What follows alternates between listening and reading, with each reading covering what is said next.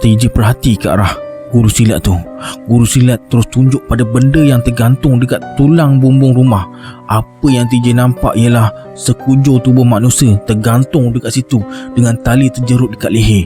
Kaki orang tu bergerak-gerak, lidahnya terjelir keluar dengan sepasang biji matanya tersembul. Tangannya bergerak-gerak ke kiri ke kanan.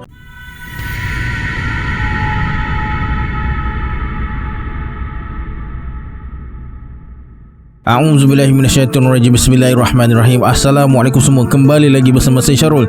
Terima kasih sebab dah klik video ni. Semoga yang menonton video ni ditambahkan rezeki dan dimudahkan urusan dunia dan akhirat.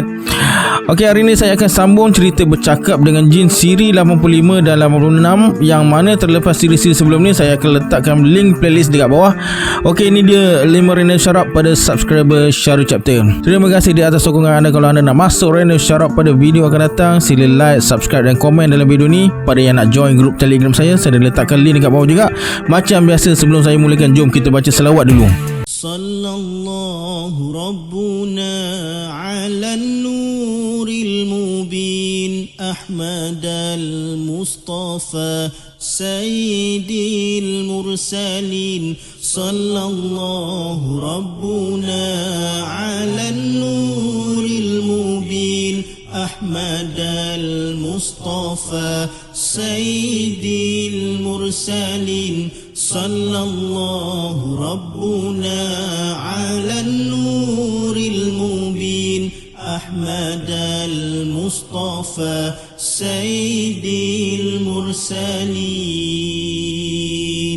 Tanpa buang masa lagi, jom let's jump tu. Rabak surah.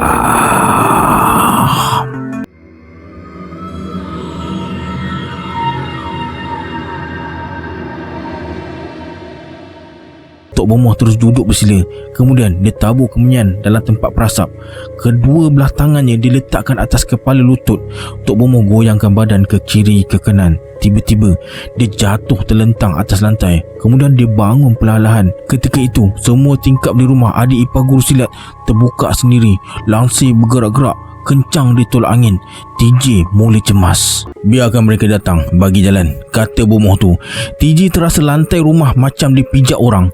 Angin makin kuat terus masuk ke dalam rumah. Datuk TJ hanya perhati je apa yang berlaku dan sentiasa berwaspada hadapi sebarang kemungkinan.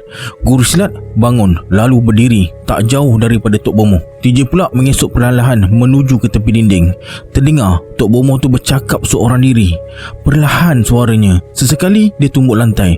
Suaranya macam orang yang kena cekik. Lagi sekali Tok Bomoh rebah atas lantai. Suasana dalam rumah jadi sunyi. Kemudian Bomoh tu terus bangun sambil gosok-gosokkan matanya berkali-kali macam orang bangun tidur dan berkata pada guru silat, kenapa kamu datang dekat aku? Tengok sekarang datuk nenek aku dah lari. Kamu tolak dia. Sekarang dia dah merajuk.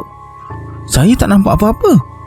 Kamu tahu, biji mata kamu semuanya tak nampak dia, kecuali aku. Batin aku dengan batin roh datuk nenek aku dah bersatu. Tok Bomoh tu jadi marah. Sebelum keadaan jadi tak terkawal, Datuk TJ segera minta maaf. Nasib baik Bomoh tu nak maafkan. Bomoh tu jalankan upacara semula. Kali ini isteri pesakit duduk depan Tok Bomoh. Tok Bomoh bersuara, akulah Panglima Raja Melayu. Siapa nama Panglima? Datuk Maharaja Lela, Panglima Perak, datang untuk sempurnakan hajat anak cucu. Terima kasih kerana Panglima sudi datang ke rumah kami. Aku faham. Aku dahaga dan lapar. Tunggu Panglima. Isteri pesakit tu letakkan setalam hidangan depan Tok Bomoh yang menjelma jadi Datuk Maharaja Lela.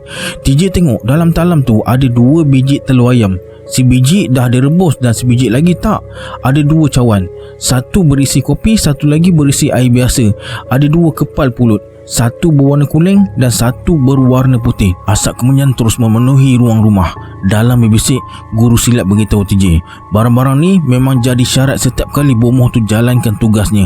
Dan barang-barang tu sentiasa berubah mengikut malam Bomoh tu datang. Isteri pesakit tu tahu kalau Bomoh tu datang malam Selasa, persediaannya cuma 2 biji pisang. Satu masak dan satu lagi tak masak. Malam Jumaat persediaannya macam yang TJ tengok sekarang. Biasanya lepas selesai jalankan upacara tersebut, Bomoh tu akan beritahu pada pesakit siapa pula yang akan dampinginya pada malam berikutnya dan apa saja kegemaran orang yang didampinginya tu mesti disediakan. Semua makanan yang dihidangkan tu dimakan oleh bomoh yang dah diresapi oleh Panglima tu. Semuanya dimakan separuh je. Tekak TJ jadi lawyer bila tengok bomoh tua tu makan air liurnya meleleh-leleh macam orang kena sawan. Lepas selesai makan, bomoh tu bersuara, "Apa hajat cucu? Suami saya sakit. Dah ramai Panglima datang tapi sakitnya tak kurang juga. Sekarang saya minta tolong pada Panglima Perak." Suami kau kena buatan orang. 2-3 hari lagi sembuhlah dia. Bagi aku kemenyan dan daun kunyit. Isteri pesakit serahkan barang yang bomoh tu minta. Bomoh tu membelik-belik barang tersebut dan serahkan pada isteri pesakit tu semula. Kemudian bomoh tu pesan kemenyan tu kena usap ke muka 7 senja. Daun kunyit pula dipotong kecil dan bagi suami dia makan pada setiap pagi. Tok Bomoh bersuara, "Ada apa-apa lagi yang nak minta?" "Tak ada apa-apa. Kalau tak kurang juga, saya panggil Panglima lagi." "Boleh. Lain kali aku akan datang dengan Tok Janggut dari Kelantan. Sediakan makanannya, ayam percik dengan nasi dagang. Aku nak balik." Bomoh tu terus jatuh ke lantai. Tak lama kemudian dia bangun dan tersenyum macam tak ada apa-apa yang berlaku. Bomoh tu tanya pada isteri pesakit apa yang terjadi. Isteri pesakit pun ceritakanlah apa yang terjadi tadi. Tok Bomoh tu anggukkan kepala. Pintu dan tingkap yang terbuka tadi dah tertutup rapat semula. TJ tak sedar bila masa tingkap dan pintu tu tertutup. Tok Bomoh berkata pada Datuk TJ, "Kamu dah banyak kali tengok aku mengubat orang, tapi aku rasa pelik. Kenapa malam ni baru kamu nak tolong aku?" "Saya nak belajar." "Ish, kamu dah tua-tua nak belajar. Hati dah tumpul, otak tak boleh terima pelajaran lagi. Aku belajar sejak kecil tau." "Saya faham. Boleh saya sentuh tubuh pesakit?" Tok Bomoh izinkan. Datuk TJ rapat dan raba pergelangan tangan pesakit berkali-kali. Kemudian Datuk TJ minta segelas air sejuk pada isteri pesakit dan bacakan sesuatu pada air tersebut. Lepas selesai baca, Datuk TJ bagi air itu pada pesakit dan suruh pesakit minum air tersebut. Baru sekali teguk, pesakit terus tersedak. Air dekat mulut tersembur dan terkena muka Tok Bomoh. Tok Bomoh tu bersuara, "Tak ada harapan nak baik. Jangan cakap macam tu. Kalau Allah izinkan semuanya elok. Kalau ajalnya dah sampai, kita tak boleh buat apa-apa. Kalau kamu pandai sangat, kamu ubat sendiri. Aku tak nak campur."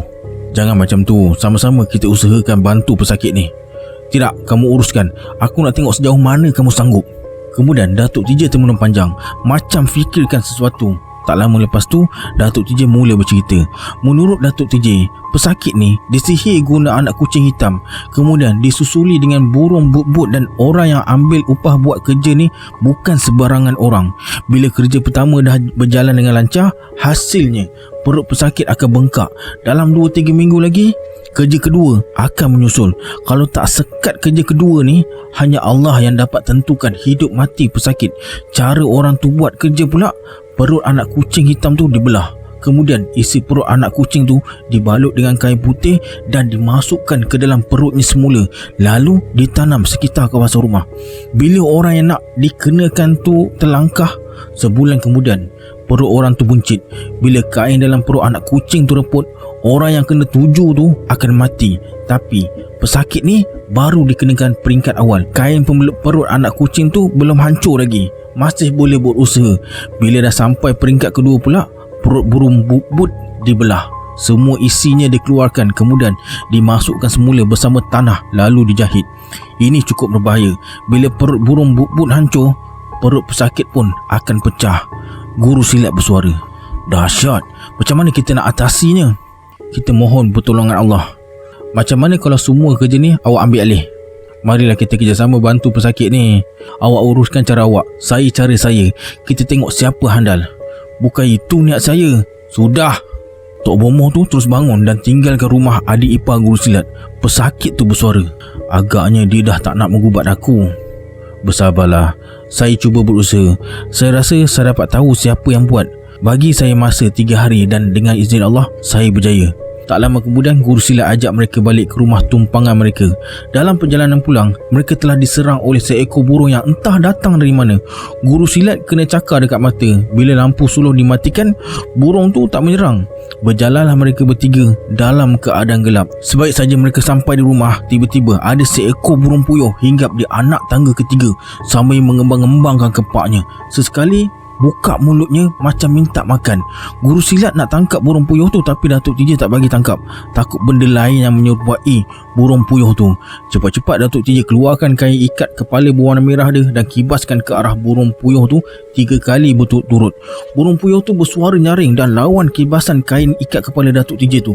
Bila Datuk TJ sekup guna kain ikat kepala tu, burung puyuh tu terus gaib. Kau tengok sendiri. Dah lah, mari kita naik, kata Datuk TJ. Bila pintu rumah dibuka, mereka terkejut bila nampak burung puyuh tadi ada dekat tengah rumah. Datuk TJ tak bagi usik, biarkan burung puyuh tu dekat situ. Tak semena-mena, burung puyuh tu serang kaki guru silat. Guru silat terus tangkap burung puyuh tersebut dan bersuara, biar kita tangkap dan pelihara. Apa yang terjadi, kita tanggung sendiri.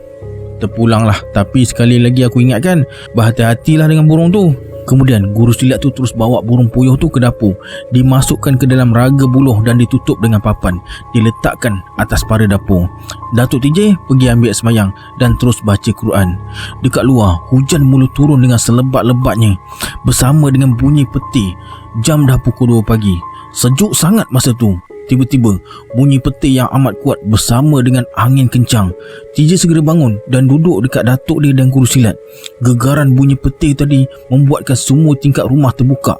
Tempias air hujan masuk mencurah-curah dalam rumah. Semua tikar basah, tapi Datuk TJ tetap teruskan bacaan Al-Qurannya dengan khusyuk sekali. Burung puyuh aku, kata guru silat. Guru silat segera bangun dan TJ ikut dia ke dapur. Dengan perlahan-lahan guru silat buka penutup raga. Ya Allah, muka guru silat terus jadi pucat. TJ bersuara, kenapa? Kau tengok sendiri Tamah. Tak nak, masa penutup dibuka tadi, saya dah perasan yang burung tu bertukar jadi katak. Tiba-tiba katak yang berada dalam raga tu terus lompat keluar. Bentuknya agak menakutkan. Sepasang bicik matanya tersembul memancarkan cahaya kemerahan bercampur kebiru-biruan. Dekat bawah bahagian mulutnya pula ada warna hijau bercampur putih. Kelihatan lembik dan bergerak-gerak tak berhenti. Mulutnya luas dan tapak kakinya macam tapak kaki itik dengan kuku yang panjang dan tajam. Kulit badannya lembik. Dari celah pelipat kakinya keluar air kental macam air liur.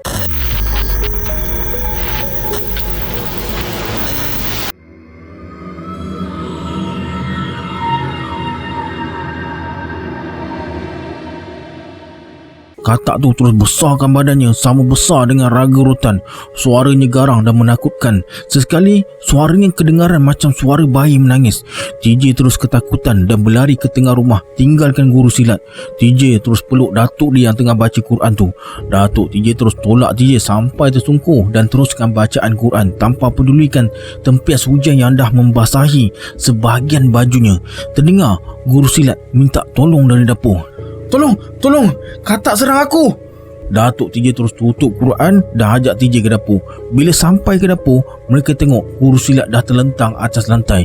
Mukanya ada air kental yang berbuih. Biasanya air macam tu dari mulut katak. Guru silat golek kanan, golek kiri macam orang kesakitan. Jangan pegang dia, kata Datuk TJ. TJ tengok bahagian depan baju guru silat dah terkoyak dan ada kesan kena cakar. Tapi yang peliknya, bahagian yang kena cakar tu tak keluar darah. Daging dan tulang dada guru silat nampak jelas. TJ bersuara, kita mesti tolong dia tu. Biarkan dekat situ. Sebenarnya dia tak ada apa-apa. Cuma penglihatan kita je yang nampak dia teruk. Mana raga burungnya Tamah? Tu, kau tengok apa yang ada dalam tu. TJ jenguk ke dalam raga dan ternampak ada burung puyuh tengah duduk dekat tengah raga dalam keadaan kesejukan. Datuk TJ bersuara, apa yang kamu nampak Tamah? Burung puyuh tu. Jadi kau tak nampak katak? Tak tu. TJ mula perhati ke setiap sudut dapur nak cari katak, tapi tak jumpa. Kemudian Datuk TJ tangkap burung puyuh tu. Diangkat tinggi-tinggi melepasi kepala. Lepas tu disusupkan ke celah kangkang 3 kali. Kemudian kepala burung puyuh tu diludah 5 kali. Datuk TJ terus mendekati tingkap dan campakkan burung puyuh tu keluar. Sebaik saja burung puyuh tu terlepas dari tangan Datuk TJ, terdengar bunyi peti yang amat kuat dituruti dengan bunyi suara orang ketawa dan menangis memanjang. Guru silat terus bangun. Cala dekat wajah dan badannya terus hilang. Bajunya yang koyak di dekat bahagian dada dah bercantum semula. Guru silat bersuara, mana katak tu? Biar aku lanyak sampai mati. Bersabar, jangan ikutkan perasaan. Duduk dulu, nanti kita ikhtiar untuk selesaikan semuanya. Hujan lebat dan petir mula berkurangan. Datuk TJ perkemaskan silanya dan suruh TJ rapatkan semua tingkap yang terbuka. Tak lama kemudian, keadaan yang tenang tu diganggu oleh tendangan pintu yang kuat. Tok Bomoh terpacak dekat muka pintu, pakaian yang kering walaupun hujan turun dengan lebat. Datuk TJ bertanya, "Ada apa hal datang waktu macam ni?" "Cari burung puyuh aku." "Burung puyuh? Kami tak nampak burung tu dekat sini." Tanpa berkata, Bomoh tu terus tinggalkan mereka. Datuk TJ terus sandarkan badannya ke dinding. Hujan dah berhenti. Kokok ayam mula terdengar sayup-sayup. TJ terus rebahkan badan. Mata terasa amat berat. Bila TJ nak terlelap, dia terdengar suara guru silat macam dalam keadaan cemas. Terus TJ buka mata. Datuk TJ masih tersandar dekat dinding dengan matanya tertutup. TJ perhati ke arah guru silat tu. Guru silat terus tunjuk pada benda yang tergantung dekat tulang bumbung rumah. Apa yang TJ nampak ialah sekujur tubuh manusia tergantung dekat situ dengan tali terjerut dekat leher. Kaki orang tu bergerak-gerak, lidahnya terjelir keluar dengan sepasang biji matanya tersembul. Tangannya bergerak-gerak ke kiri ke kanan. Kemudian orang yang tergantung tu jatuh dan dengan perlahan-lahan dia bangun nak terkam guru silat. Guru silat yang selama ni TJ kagum dengan kehandalannya terus lari dan langgar dinding rumah. Dinding rumah tu terus terkopak. Guru silat tercampak ke tanah bersama jeritan yang memanjang.